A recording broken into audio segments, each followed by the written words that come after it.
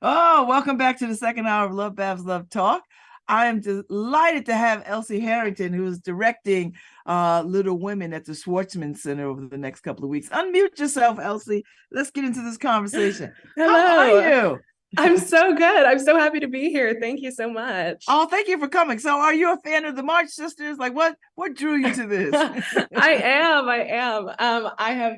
This is my first time directing something. It's my directorial debut. I've been more interested. I've been a performer on campus and a dramaturg and producer more previously, but I was always looking to put my foot in the door of directing. I always sort of knew that it was something that I might be good at.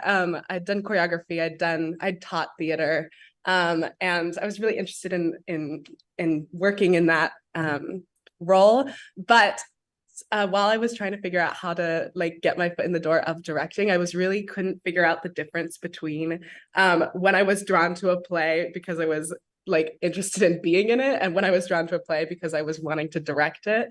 And then I found this adaptation of Little Women and I was like, oh, that's the feeling. And so I, read the book as a child. I've always loved it.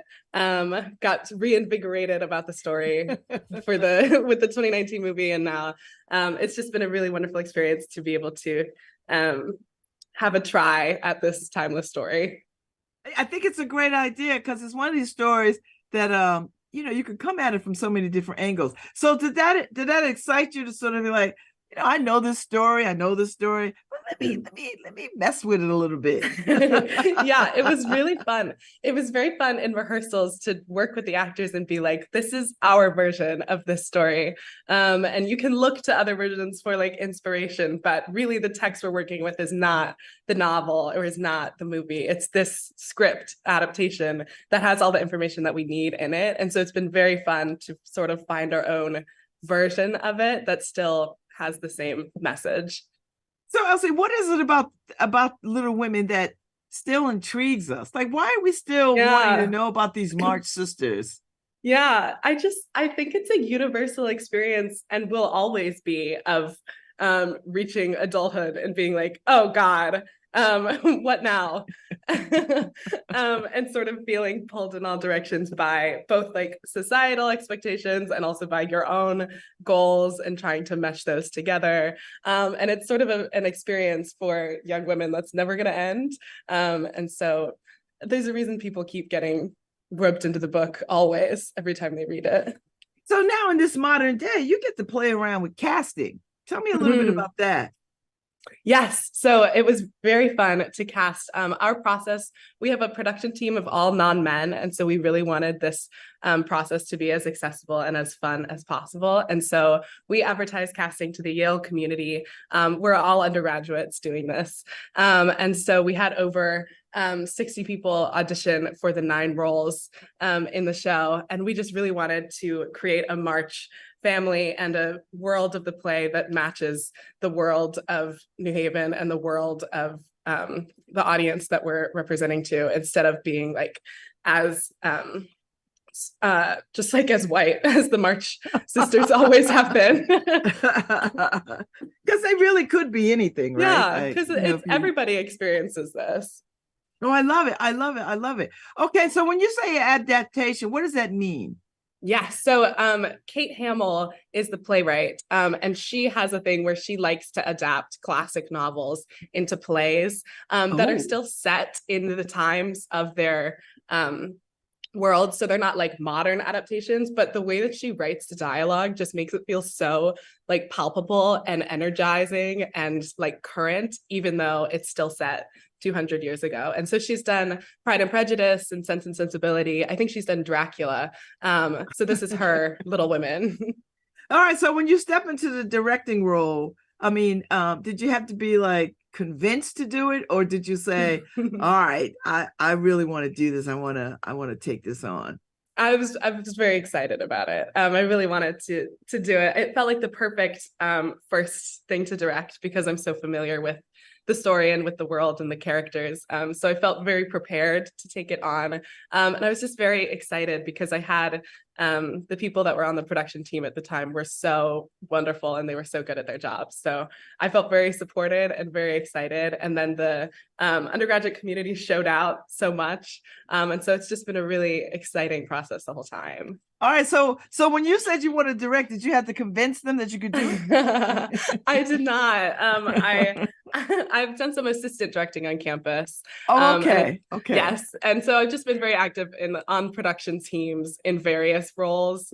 And so I was very lucky that they just trusted me from the get-go. So you're an actor. How do you separate the acting part of yourself from the directing part? Like, do you have to find yourself like, okay, I understand this as an actor, but as a director, this is what I need. Totally. Like, how do you do this?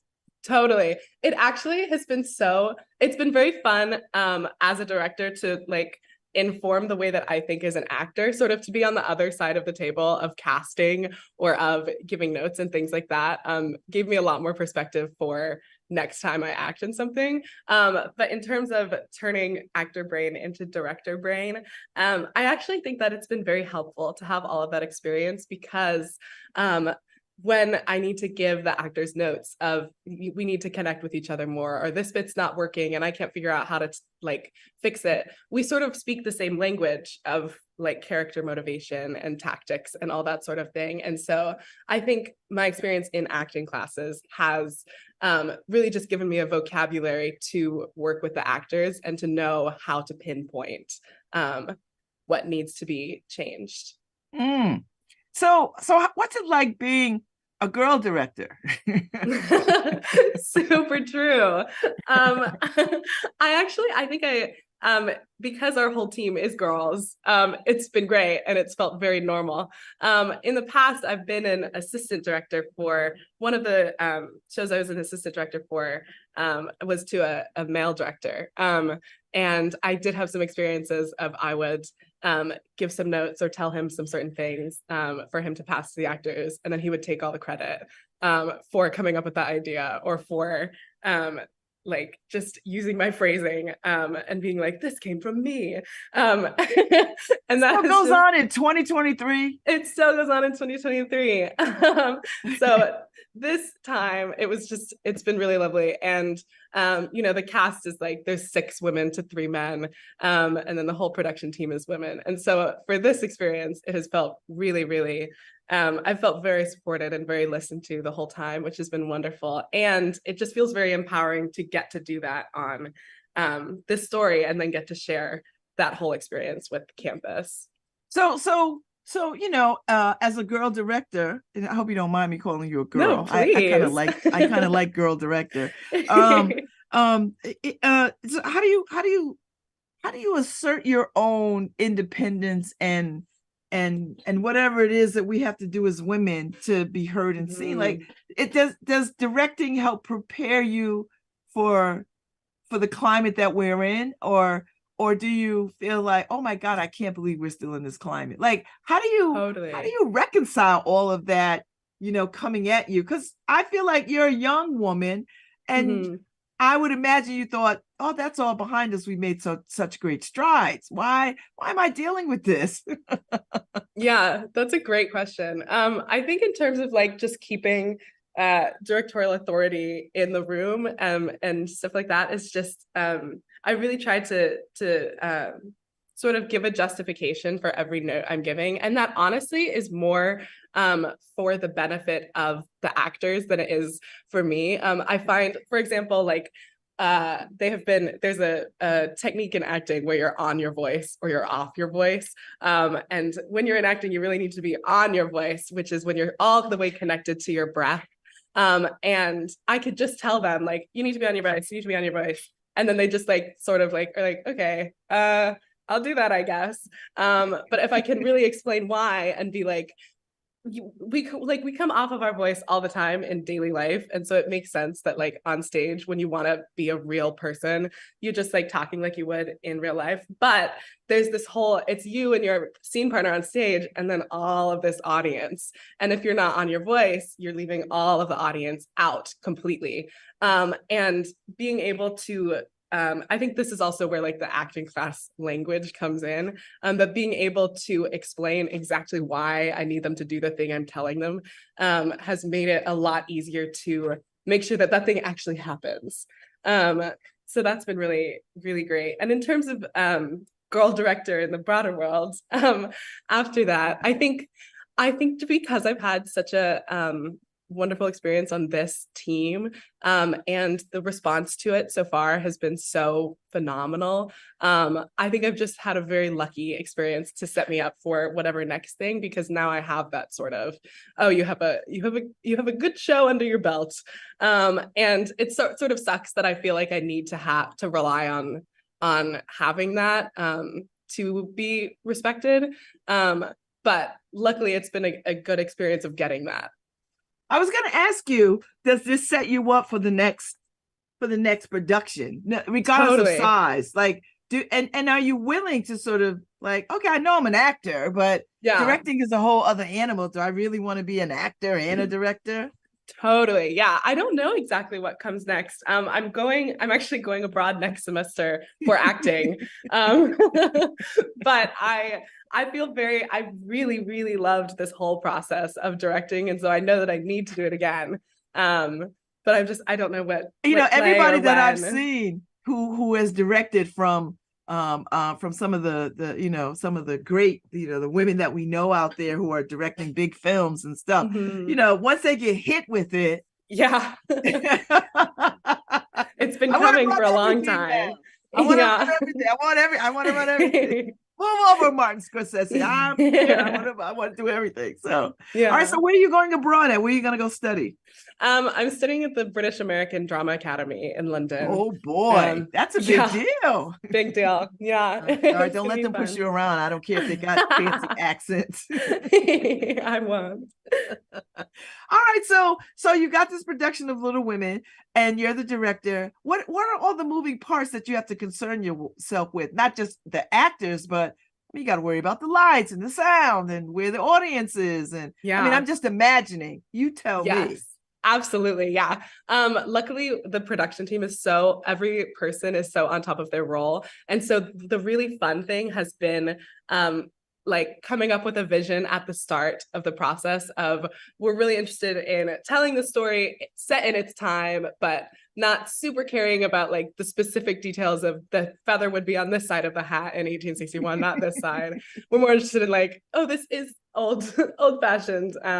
But there's a vision of, there are a lot of handmade crafts in the show and puppets and string lights and sort of creating your own future as you go, in addition to this historical setting. And so it was very fun to sort of be able as a director to come up with that vision at the beginning and be like, this is sort of what I'm interested in. And then all of the designers took that in their own strides and just like took it so many levels above that. And so it's been extremely fun to see what they come up with. And we just like to go from just running it in a bare room and being like, oh yeah, this is the show, to adding in all of those tech elements and being like, oh yeah, this is the world, has been really, really fun. In terms of all the moving parts, the Schwartzman Center has been so helpful and so supportive in moving all of them around. The space we're in is the Dome, and it's really, really gorgeous. That dome is gorgeous. It's so cool. I mean, you could do anything in there. I know, it's so cool. Sort of technicality challenges of the Dome is that like we couldn't get a piano in there, and so how do we? There's like two pianos in the show, and so we're using a keyboard and then imagining for the other one and things like that. There's no backstage, and so we set up the audience in the aisles in such a way that works along with a creative vision of all of the audiences involved. So all the actors go through the audience or right around the audience to enter every time, because there's no just like backstage for them to go to. But I really prefer it that way, because it feels so like immersive because of that. And then just like another technical challenge is that there's no raked stage or raked audience. Sort of in a normal theater, the stage is raised or the audience slants so that you can always see everything. just a flat floor in the dome. And so it's been interesting to contend with how do we make sure that everyone can see everything, even when they're all just like sitting right behind each other the whole time. And so that's sort of an example of thinking, like I don't just get to think of the fun little acting details. Half of my notes last night at our final dress rehearsal were, don't stand right in front of each other so that they can see you. Just like all the little technical things to be thinking about all at once. But the team is all on top of their own things, and it's just been really cool. I mean, you bring up a good point about, even though the dome is fantastic, it's an unusual space for certain kinds of production, but yet that seems to be trending in the theater world, where people are putting on theater in places that are unconventional or not what we consider theater-esque, right? So, I mean, does that help you in thinking about future productions? Does that help you thinking as an actor, like I can act in any space or I can produce in any space? Absolutely. Yeah. I really love thinking about like stage shapes. I think that half the time theater can be so much more interesting when it's not in proscenium style, which is like the classic. They're in a audience goes back and then there's a big arch and then there's the thing, because it can sort of make the whole play feel separate, or like you're watching it on a TV screen, when sort of the very fun thing about theater is that they're right there with you. And I really love playing spaces that really emphasize that. And it's also sort of fun to think about how the shape of the space you play in affects the audience.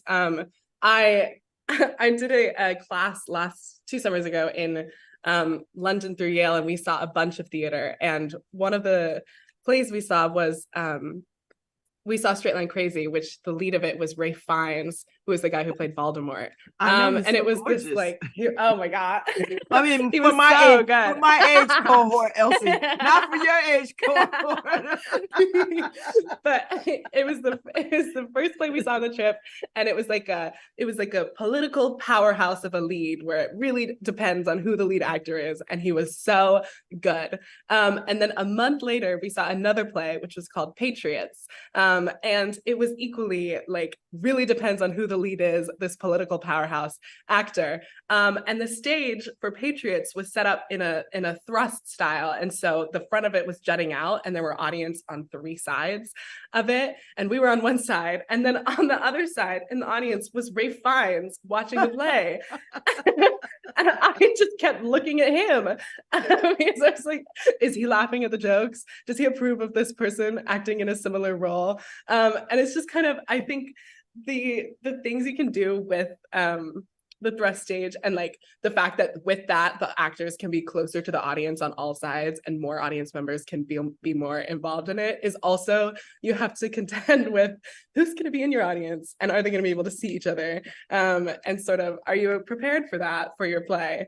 It's just, I really love non-traditional stage shapes, and that's just an example of what can happen with them. Yeah.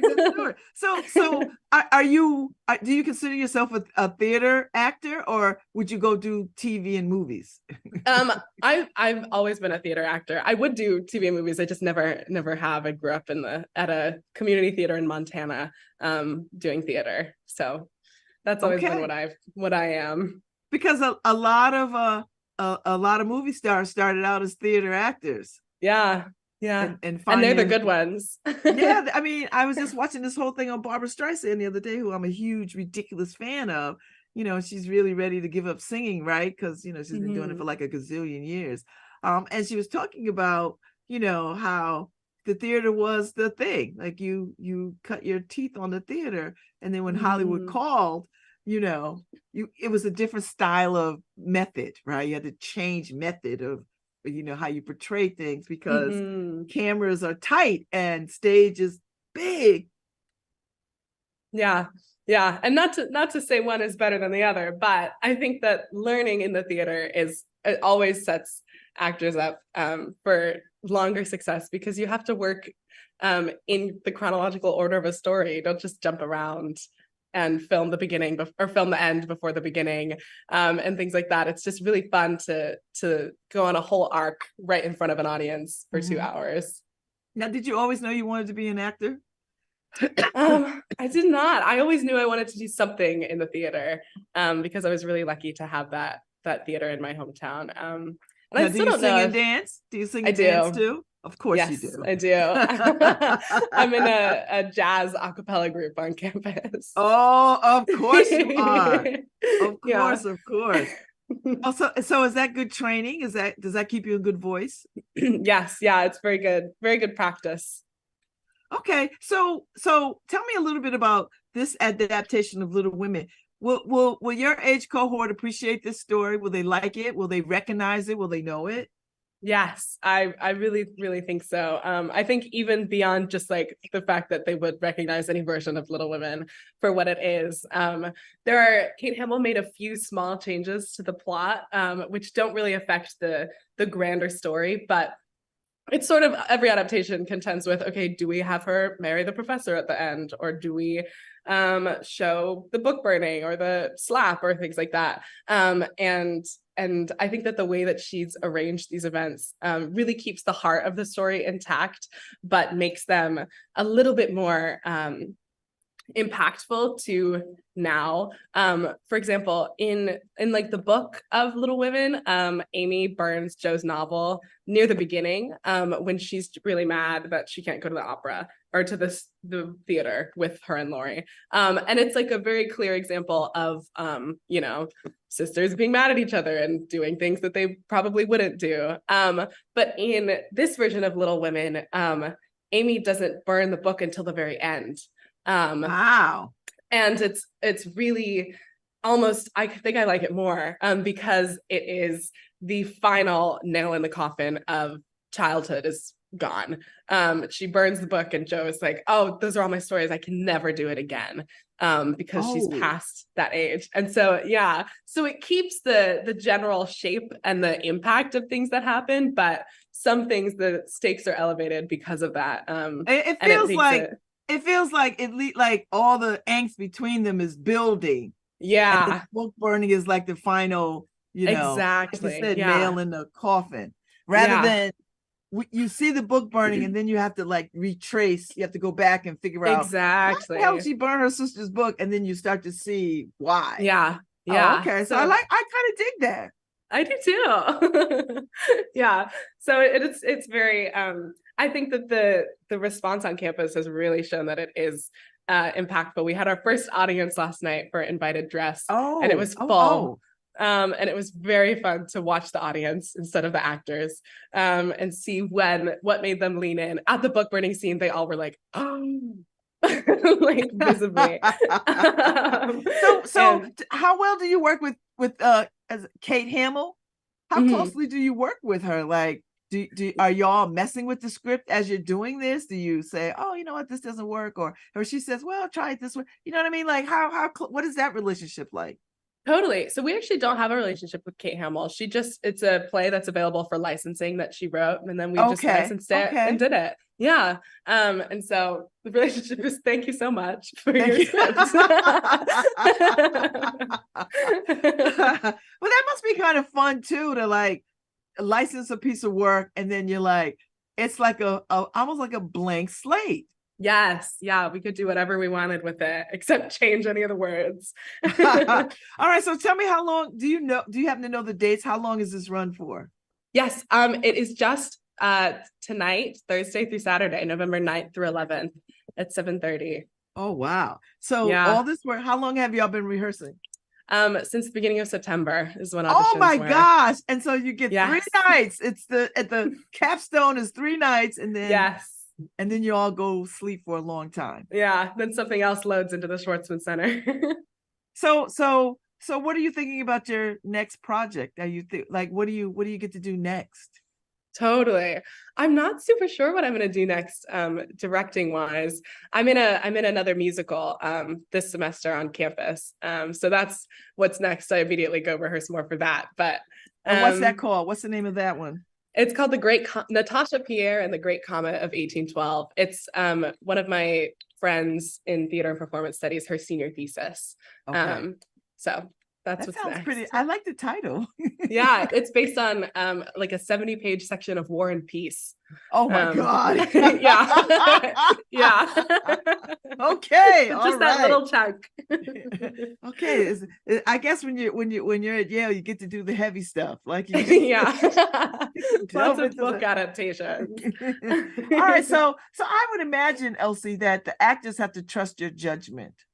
Yes. And help them shine in this production. Like, do you know what I mean? Like they have to feel like they trust you to direct them into a brilliant performance. Is that accurate to say?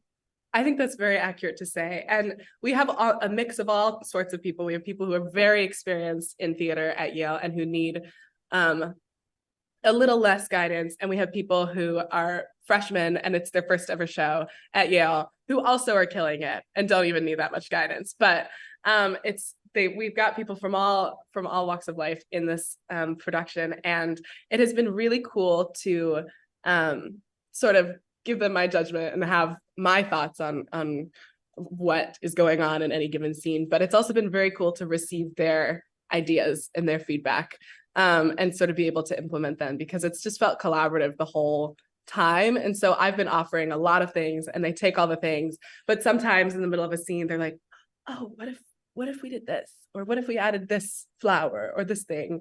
And it's just been, I'm always like, yeah, that is so smart. Half the time I'm kind of an annoying director in the sense that sometimes at rehearsal, I am like, let's just try the scene.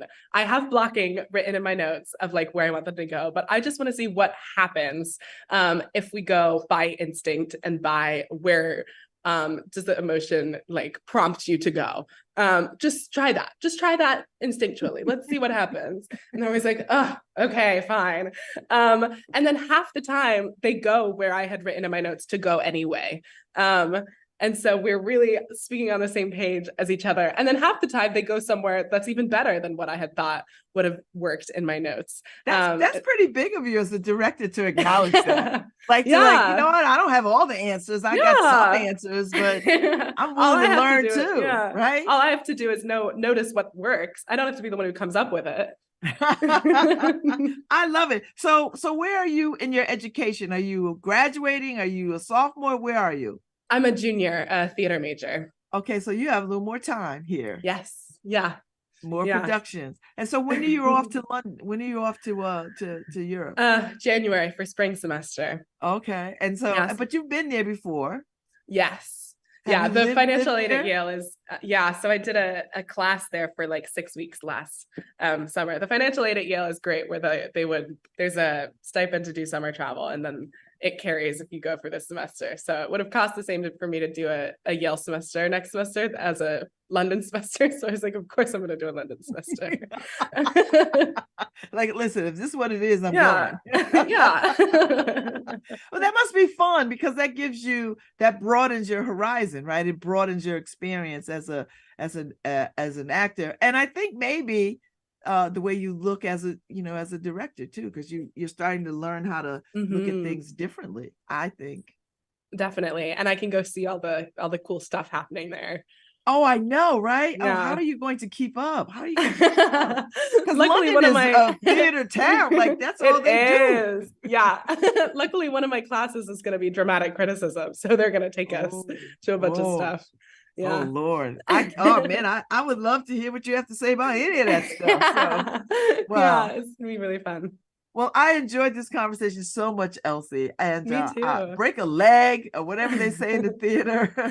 Thank you so much. Enjoy these next 3 nights of this production, and I am cheering for you.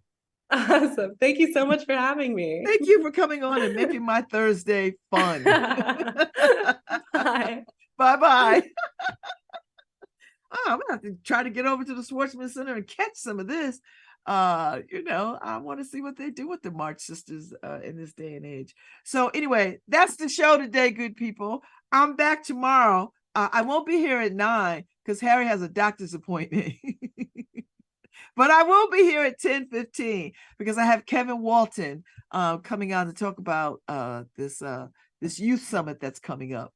And I want to get into it with him. So tune in tomorrow at 10:15. It'll be a rerun at 9, but 10:15 we'll be back live. So I will see you then. Have a good one. Enjoy your Thursday and stay dry.